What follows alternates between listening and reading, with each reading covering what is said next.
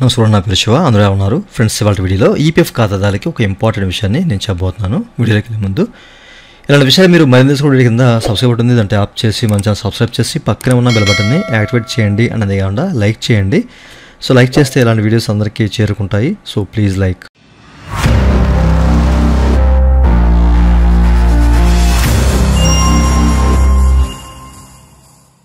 ఇక టాపిక్లోకి వెళ్ళే ముందు ఈపీఎఫ్ సంబంధించినటువంటి క్వైరీ అండ్ సర్వీస్ కావాలన్నా మన దగ్గర పెయిడ్ సర్వీసులు అయితే ఉన్నాయండి. నన్నైతే కాంటాక్ట్ అవ్వచ్చు. నా వాట్సాప్ నెంబర్ ఏడో కింద మీకు డిస్క్రిప్షన్లో ప్రొవైడ్ చేశాను. వాట్సాప్ ద్వారా మాత్రమే నన్నైతే కాంటాక్ట్ అవ్వచ్చు. అయితే ఈ వీడియోలో ఒక ఇంపార్టెంట్ విషయం అండి, ఓకేనా? అదేంటంటే సో మీకు దాని గురించి చెప్తాను. అయితే మీరు ఇక్కడ చెక్ చేసుకోవచ్చు, ఓకేనా? సో ఫైనాన్షియల్ ఎక్స్ప్రెసెస్ అనే ఒక పత్రిక ఏంటంటే ఒక ఆర్టికల్ని రాశారు. అదేంటో మీరు ఇక్కడ చూడొచ్చండి. అంటే వచ్చే సంవత్సరం నుంచి సెల్ఫ్ అప్రూవల్, అంటే మీ పిఎఫ్ మీరే అప్రూవ్ చేసుకొని విత్డ్రా చేసుకోవచ్చు. అంటే ఇక ఈపీఎఫ్తో సంబంధం లేదు అన్నట్లుగా ఒక ఆర్టికల్ అనేది రాశారండి. సో ఇదేంటంటే మన తెలుగు ఛానల్లో, అంటే మన తెలుగు న్యూస్ పేపర్లో కూడా సో వీళ్ళని బేస్ చేసుకొని ఆర్టికల్స్ని వాళ్ళు కూడా ప్రచురించడం జరిగిందనమాట, ఓకేనా? సోర్స్ వచ్చేసరికి ఎవరి దగ్గర నుంచి, వీళ్ళ దగ్గర నుంచి తీసుకున్నారు. ఈ యొక్క ఫైనాన్షియల్ ఎక్స్ప్రెస్ ఈ పత్రిక నుంచి తీసుకున్నారు అన్నమాట మన తెలుగు ఛానల్ వాళ్ళు కూడా. సో అది కూడా ప్రచురించడం జరిగింది. నన్ను కొంతమంది అడిగారు అండ్ ఒక ఆయన కూడా నాకు మెసేజ్ చేయడం జరిగిందనమాట, ఓకే? అయితే ఇంతకుముందు నుంచి మనకి ఏటీఎం, అంటే ఈపీఎఫ్ అనేది ఏటీఎం ఫెసిలిటీ తీసుకొస్తుంది. ఏటీఎం నుంచి మీరు డబ్బులు లాగేయవచ్చు అని చెప్పేసి ఒక విషయాన్ని కూడా వాళ్ళు చెప్పడం జరిగింది. అయితే మనకేంటంటే ఈ లేబర్ మినిస్టర్ వచ్చేసరికి ఎవరో సుమిత దావరా గారు ఏంటంటే ఒక విషయాన్ని చెప్పారంటే ఏటీఎం ఫెసిలిటీ తీసుకొస్తామని చెప్పేసి. దాని గురించి క్లారిటీ అయితే లేదు, ఏటీఎం ఫెసిలిటీ అంటే ఏ విధంగా తీసుకొస్తారు అనేది. అయితే నేను చెప్పాను మీకు క్లియర్గా అసలు ఎట్లా తీసుకొస్తారు ఏంటని చెప్పేసి, ఓకేనా? అంటే మనకి ఒక ఏటీఎం కార్డు ఈపీఎఫ్ సంబంధించిన ఒక ఏటీఎం కార్డు అనేది ప్రొవైడ్ చేయడం జరుగుతుంది అని చెప్పేసి నేను చెప్పాను. సో మిగతా ప్రాసెస్ అనేది మామూలుగా ఉంటుంది, బట్ ఏటీఎం ద్వారా అమౌంట్ తీసుకునే అవకాశం ఉండొచ్చు అని చెప్పేసి. బట్ చూడాలి, నాకు తెలిసి అలాగే వస్తుంది అనుకుంటున్నాను, చూడాలి. ఇంకో విషయం ఏంటంటే ఇప్పుడు మనకి వీళ్ళు ఏంటంటే మనంగానే అప్రూవ్ చేసుకోవచ్చు. ఇది దీని గురించి యోచిస్తున్నారు టీము, ఈపీఎఫ్ఓ టీం అనేది, లేబర్ అండ్ ఎంప్లాయ్మెంట్ కూడాను దీని గురించి ఆలోచిస్తున్నారు, ఓకేనా? అంటే మనంగానే అప్రూవ్ చేసుకోవచ్చు, ఎవరితో సంబంధం లేకుండా మన డబ్బులు మనం తీసుకోవచ్చు అని చెప్పేసి. అయితే దీని ద్వారా కొన్ని ఇబ్బందులు ఉంటాయి అన్నమాట. ఇప్పుడు ఈపీఎఫ్ అనేది ఏంటంటే కొన్ని ఫైనాన్షియల్ ఇన్స్ట్రుమెంట్స్ కానివ్వండి, అలాగే గవర్నమెంట్ సెక్యూరిటీస్లో కానివ్వండి, ఎక్స్చేంజ్ ట్రేడ్స్లో కానివ్వండి, అలాగే కార్పొరేట్ బాండ్స్లో ఇన్వెస్ట్ చేస్తాం అనమాట మన డబ్బు అనేది. సో మనం ఈటీఎం ద్వారా తీసామనుకోండి, మొత్తం ఉపయోగం ఉంది.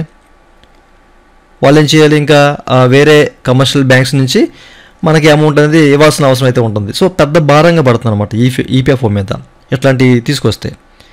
సో క్లారిటీ లేదు, సో వాళ్ళు ఎలా తెస్తారు, ఏం చేస్తారు అనేది దీని గురించి క్లారిటీ లేదు. బట్ అయితే ఏటీఎం కార్డు అనేది ప్రొవైడ్ చేస్తామని చెప్పేసి అన్నారు. బట్ నేను చెప్పిన ప్రకారం అయితే రావచ్చు, మరి చూద్దాము, ఓకేనా? సో దీని గురించే, అంటే ఈ ఆర్టికల్లో ప్రచురించిన దాని ప్రకారం నేను చెప్తున్నాను. సో దీనికి సంబంధించి రిజర్వ్ బ్యాంక్తోనూ అలాగే కొన్ని కమర్షియల్ బ్యాంక్స్తో రోడ్ మ్యాప్ వేస్తుందంట ఈపీఎఫ్ఓ, అంటే ఎట్లా తీసుకురావాలి దీన్ని అనేసి ఒక రోడ్ మ్యాప్ వేస్తున్నారు అని చెప్పేసి కూడా చెప్తున్నారు, ఓకే? మనకి అఫీషియల్ అయితే రాలేదు. బట్ ఏంటంటే ఏటీఎం ఫెసిలిటీ అనేది తీసుకొస్తాము, అంటే బ్యాంకింగ్ వ్యవస్థతో పోటీగా, ఓకేనండి, బ్యాంకింగ్ వ్యవస్థతో పోటీగా ఈపీఎఫ్ఓని కూడా వాటికి ధీటుగా పోటీగా ఈపీఎఫ్ఓని కూడా తీసుకురావాలని చెప్పేసి మనకి మినిస్టర్ సుమిత దావరా గారు అయితే చెప్పారు కదా, ఓకేనా? అంటే బ్యాంకింగ్ వ్యవస్థలో ఒక తీసుకురావాలి ఈపీఎఫ్ఓని అని చెప్పేసి.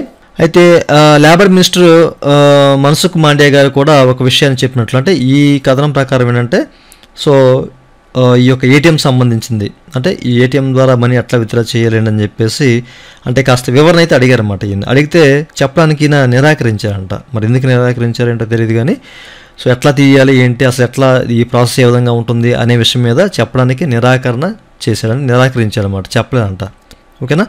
అయితే ఈయన చెప్పింది ఏంటంటే ఈ ఉపసంహరణకు సంబంధించిన సెక్టరల్ పరిమితి, అంటే ఇప్పుడు మనకి అమౌంట్ విత్డ్రా చేయాలంటే రీజన్స్ ఉంటాయి, అలాగే పారాస్ ఉంటాయి, పర్సంటేజ్ ఉంటుంది, ఎంతెంత పర్సంటేజ్ రావాలి ఏ క్లైమ్కి అనేది, ఇలాంటివన్నీ కూడా కామన్గా ఉంటాయంట. చూడండి, మరి ఇవన్నీ కామన్గా ఉంటాయంట, ఓకే? అంటే మనం విల్నెస్ ద్వారా పెట్టుకోవాలా లేదా హౌసింగ్ ద్వారా పెట్టుకోవాలా, రీజను, ఓకేనండి, ఏ పారా సెలెక్ట్ చేసుకోవాలని దాని గురించి, అలాగే ఎంత లిమిట్, ఎంత తీసుకోవాలి, ఎన్నిసార్లు తీసుకోవాలి, ఇలాంటివన్నీ కామన్గా ఉంటాయంట. బట్ ఏంటంటే ఏటీఎం ద్వారా తీసుకోవచ్చు అని చెప్పేసి చెప్తున్నారు. అది ఎలా సాధ్యం అనేది మరి చూడాలి. ఓకేనండి. సో ఇట్లాంటివన్నీ ఉంటే కనుక మరి మాన్యువల్గా అవ్వదు కదా, అంటే మనంగానే మనం అప్రూవ్ చేసుకోలేము ఇలాంటివన్నీ కూడాను కదా, అప్లై చేయాలి. మళ్ళీ ఏంటంటే ఫామ్ ద్వారా కూడా ఎట్లాంటి ఫామ్స్, విత్డ్రా ఫామ్స్ ఇలాంటివి ఉండవని చెప్పేసి మళ్ళీ వీళ్ళే చెప్తున్నారు. బట్ ఈ ప్రాసెస్ అంతా ఉంటుందని చెప్పేసి మాన్సుఖ్ మాండే గారు చెప్తున్నారు. ఏంటి అసలు ఎలా ఉంటుంది ఈ ప్రాసెస్ అనేది? సో ఈ ఆర్టికల్లో ఇలాగే రాశారు మరి.